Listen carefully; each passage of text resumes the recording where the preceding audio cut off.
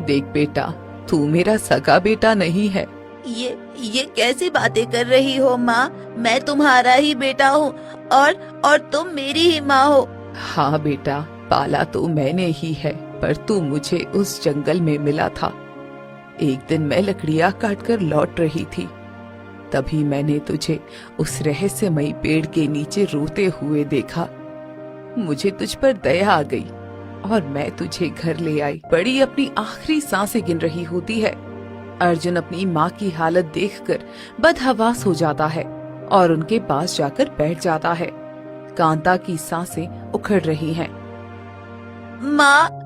माँ तुम ठीक हो ना? तुम्हें ये क्या हो गया? तुम सांस क्यों नहीं ले पा रही हो माँ? बेटा मुझे माफ कर दे। लगता नहीं कि मैं अब बच पाऊंगी। मेरा वक्त पूरा हो गया है। मैं तुझे इस दुनिया में अकेला छोड़कर जा रही हूँ। अपनी जिम्मेदारी भी पूरी नहीं कर पाई। नहीं माँ, ऐसा मत कहो। तुम मुझे छोड़कर नहीं जा सकती। तुम्हारे बिना मेरा इस दुनिया में कौन है? माँ, मुझे छोड़कर मत जाओ माँ। बेटा, मैं भी नहीं चाहती कि तुझे छोड़ूं, पर भगवान की मर्जी के आगे किसी की नहीं चलती। लेकिन मरने से पहले मैं तुझे एक सच बताना चाहती हूँ। कैसा सच माँ?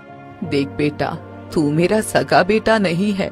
ये कैसी बातें कर रही हो माँ? मैं तुम्हारा ही बेटा हूँ और तुम मेरी ही माँ हो। हाँ बेटा, पाला तो मैंने ही है, पर तू मुझे उस जंगल में मिला था। एक दिन मैं लकड़ियाँ काटकर लौट रही थी, तभी मैंने तुझे उस रहस्यमयी पेड़ के नीचे रोते हुए देखा। मुझे तुझ पर दया आ गई और मैं तुझे घर ले आई। पर असल में तू उस रहस्यमयी पेड़ की संतान है। इतना कहते ही कांता की गर्दन एक तरफ झुक जाती है और वो अपनी आखिरी सांसें ले लेती है। अर्जुन के ऊपर दुखों का पहाड़ टूट पड़ता है। नहीं माँ, उठो, भगवान के लिए उठो माँ।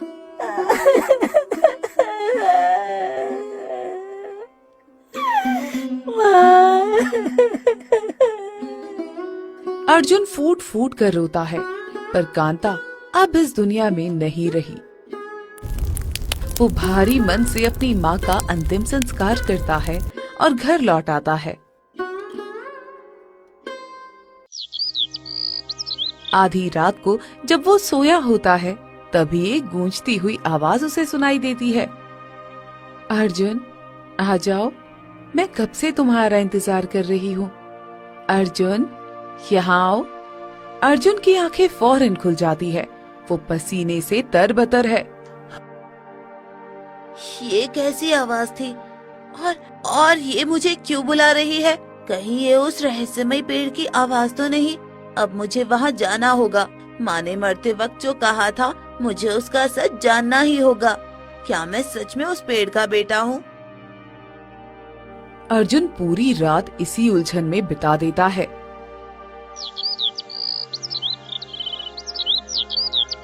अगली सुबह अर्जुन चुपचाप जंगल की तरफ जाने लगा।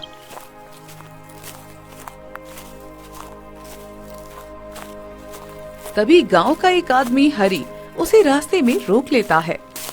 अर्जुन, कहाँ जा रहा है तू इतनी सुबह सुबह? बस ऐसे ही थोड़ा जंगल की तरफ जा रहा हूँ। अरे अर्जुन, तो पागल हो गया है क्या? उस जंगल में जाने की हिम्मत बड़े बड़े लोग नहीं करते। क्यों? जंगल में ऐसा क्या है? तू अभी बच्चा है अर्जुन, तुझे नहीं पता। उस जंगल में कई सालों से अजीब घटनाएं होती रही हैं। कैसी घटनाएं? कहते हैं जो भी उस जंगल के अंदर गहराई तक गया, वो कभी वापस नहीं आया। क्या? सच में? हाँ, रात होते ही वहाँ अजीब आवाजें सुनाई देती है। पेड़ों के बीच किसी के रोने और चीखने की आवाज आती है। क्या पता हरी चाचा शायद लोगों का वहम होगा। वहम नहीं है अर्जुन। पिछले साल मोहन भी उसी रहस्य को जानने गया था, लेकिन आज तक उसका कोई पता नहीं चला। और तू अभी छोटा है, इतनी छोटी उम्र में ऐसी जगह जाने की सोच भी मत। लेकिन अगर वहाँ कोई रहस्य छुपा है तो उसे जानना भी तो जरूरी है। बेटा, कुछ रहस्य ऐसे होते हैं जिन्हें जानना ही अच्छा नहीं होता। मेरी बात मान, वापस घर चला जा। जंगल में सिर्फ अंधेरा और खतरा है। माफ करना हरी चाचा, लेकिन मुझे उस रहस्य का पता लगाना ही होगा जिसका मुझे बहुत बेसब्री से इंतजार है। अर्जुन हरी की बात सुन तो लेता है, लेकिन उसके दिल में छुपा हुआ रहस्य जानने का जुनून और भी बढ़ जाता है। वो बिना किसी को बताए चुपचाप जंगल की ओर बढ़ जाता है।